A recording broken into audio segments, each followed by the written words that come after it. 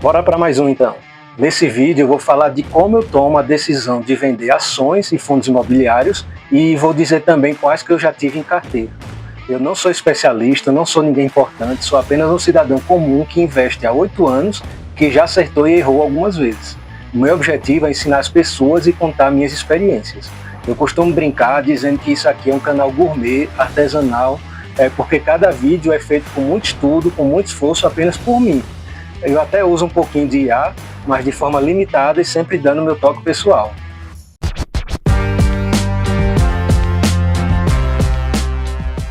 Deixa eu falar rapidinho aqui como é a minha história com investimentos. Senta que lá vem a história. Comecei na renda fixa em 2018 e na renda variável em 2019. Quando foi em abril ou maio de 2018, eu ainda cheguei a entrar rapidamente na bolsa pelo Banco do Brasil, mas eu saí logo. Assim, eu fui totalmente inexperiente, fui na cara e na coragem, sem nenhum conhecimento. Eu acompanhava as ações sugeridas no aplicativo e comprava e vendia com uma certa frequência. Nesse período, abril, maio, teve uma greve enorme dos caminhoneiros no país. Eu lembro que eu entrei com uns 20 mil reais e acabei saindo com uns 18. A corretora do Banco do Brasil, na época, eu não achei tão amigável também. E fora que ainda tinha os custos das transações, taxas. Então eu saí e fui realmente dar uma estudada melhor para só entrar depois e ver o que eu podia economizar ao máximo, investir melhor e tudo mais. O meu estilo de investir é o holder. Eu utilizo prioritariamente uma análise fundamentalista e complemento um pouquinho com a parte gráfica e com notícias da mídia que sai em geral e indicadores econômicos. Costumo analisar pelo site que eu gosto do Fundamentei, certo? E também pelos releases dos RI das empresas.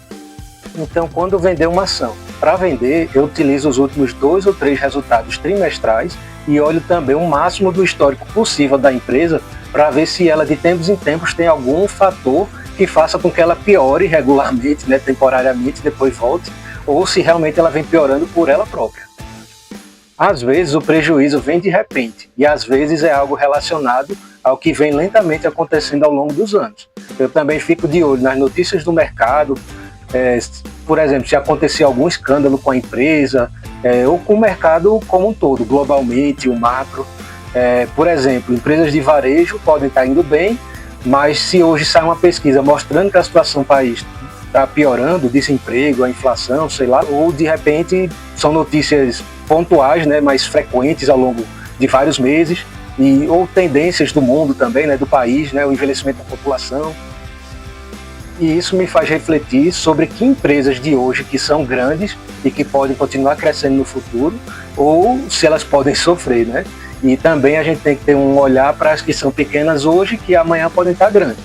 Por exemplo, em determinada época, fumar era considerado um hábito chique, ligado a esportes, Mas ao longo dos anos saíram vários estudos e tiveram campanhas do governo para diminuir o fumo, o tabagismo, e aconteceu que diminuiu-se muito a propaganda, diminuiu-se muito aquele prestígio, digamos, social, e hoje em dia, assim, é um pouco mal visto, As leis endureceram para não poder fumar em qualquer lugar, então isso mostra que antigamente uma indústria que era muito lucrativa, muito boa, entrou em um certo declínio.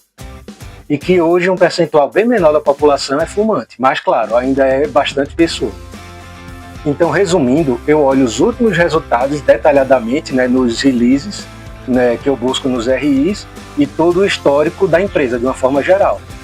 Fico de olho também sempre nas mídias, eu gosto de ler as notícias e tal, apesar de eu ser um micro influencer, estou tentando aqui dar minha contribuição, mas eu também acompanho os outros que têm os canais grandões, as redes de televisão, e aí eu tento perceber como é que está a tendência dos produtos e das empresas, para onde elas estão indo. A ideia aqui não é nem falar bem, nem falar mal, foi só o que eu fiz na época, certo? Depois que eu saí da bolsa, naquele período de 2018, eu fiquei uns 8 meses só estudando, assistindo vídeos dos influencers da época, me ajudaram muito, certo, a ter uma base, a aprender o básico e seguir um pouquinho eles para depois eu ter as minhas próprias ideias. Alguns ainda sigo hoje em dia e outros não, mas por motivos diversos. E é natural porque ao longo dos anos todo mundo muda, Eu mudo e eles mudam também. Não vou falar das que eu comprei e segurei, mas sim daquelas que eu vendi. A partir do VRTA, eu acho que eu estava com a maturidade boa e antes disso eu ainda era bem iniciante. Depois que eu vendi aqui, eu não acompanhei mais, e pode ser que essas empresas até estejam melhor hoje em dia, ou pior, certo? Então por isso que eu sei o que eu falo, porque eu já senti muita coisa na pele nesses 8 anos. Muitos erros e muitos acertos, mas ainda bem que muito mais acertos. Então bora começar mesmo agora. Nesse período, em 2018, eu não lembro exatamente, porque eu não tinha nenhuma planilha de organização financeira. Mas eu lembro que eu seguia as recomendações do próprio aplicativo do banco, e tinha Unipar, Gol, CSU Card System, JHSF. Quando eu voltei, já em fevereiro de 2019, montei uma carteira e criei a planilha de controle de investimentos. Alguma coisa parecida com o que eu já mostrei em vídeo, vou deixar aqui, tá? Em determinado momento, aí sim, depois eu fui vendendo FLMA 11, que era um FII monoativo da Faria Lima, era acho que alguma coisa de escritório com hotel também, era um prédio, mas que tinha tipo 2 funções, sei lá, era R$2 e pouco, R$3 uma cota, eu nem lembro quanto é que está hoje em dia. O FIGS, que era um fundo de shopping, acho que tinha uns 2 shoppings só na época, segurei um pouco com expectativa de que esses 2 pudessem se recuperar. Eu acho que eram fundos razoavelmente bons, mas ele só caía. Eu entrei em torno de 70, 75 a cota, nem lembro hoje em dia quanto é que tá. JHSF eu cheguei a entrar e sair dela umas 3 vezes entre 2018 e 2020. Eu sempre entrava nela quando estava entre 6 e 8 reais, dependia das notícias que saíram na mídia, né? Porque construía um shopping em São Paulo, construía um aeroporto, sei lá. Mas eu só me lasquei, eu pegava a empresa lá em cima e vendia lá embaixo. RBRF e BCFF.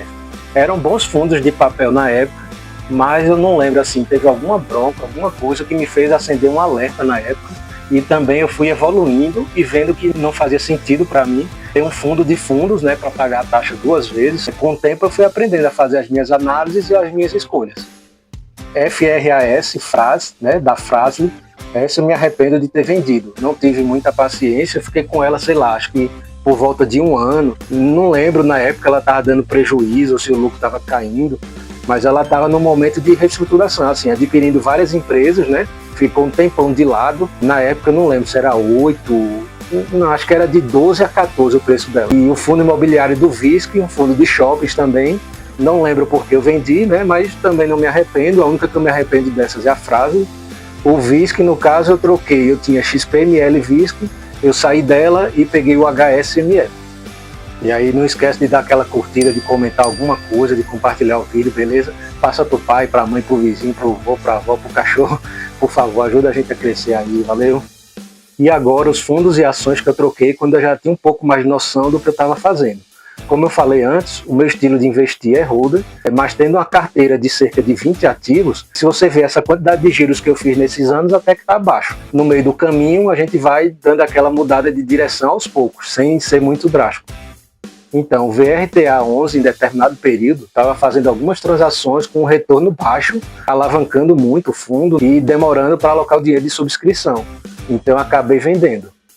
O IRB e a RBR, eu tinha grande confiança nela, mas pouco antes da pandemia, em fevereiro de 2020, uma gestora lançou uma carta apontando irregularidades. As ações caíram bastante, eu permaneci, né, fui acompanhando ainda alguns releases depois de um tempo.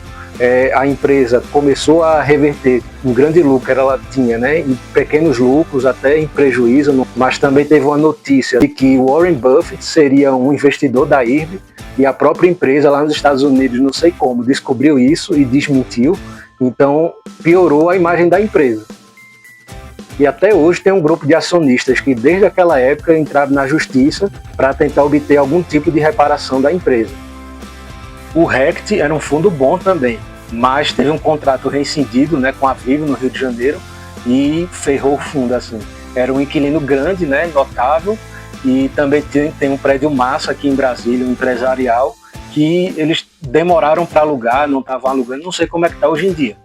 E aí quando a Vivo saiu, né, ao longo dos próximos meses, o fundo foi aumentando a alavancagem via CRI, os juros estavam baixos na época e começaram a subir até o ponto de hoje em dia, quando eu gravo, né, 15%, e aí nem sei se eles tiveram que vender algum ativo e tal, não sei.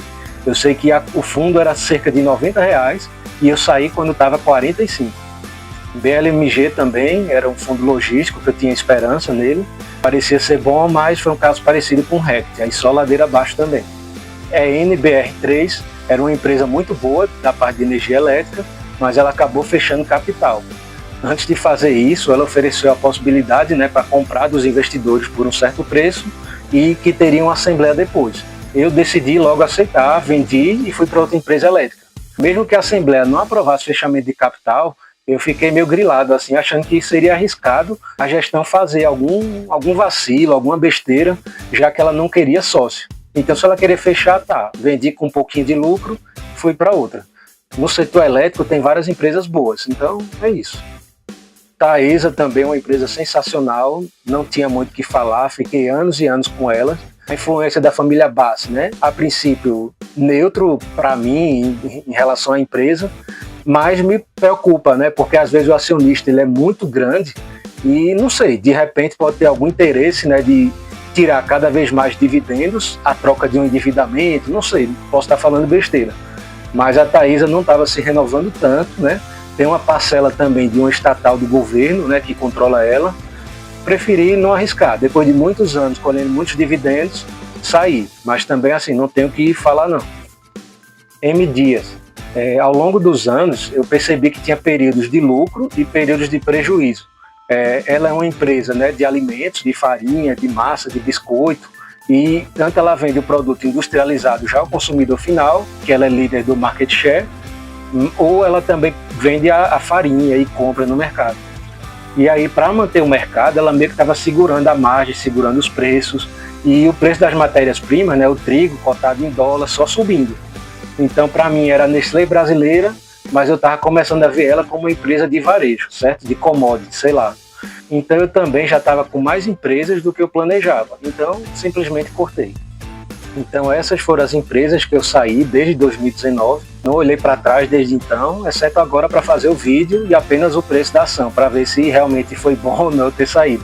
Com certeza eu acertei em algumas e errei em outras, mas eu estou feliz. Eu acho que as trocas foram sempre muito boas, sempre foi para melhor. Se você ficou até aqui, por favor, não esquece, curta, comenta, compartilha, tamo junto, muito obrigado e até o próximo vídeo.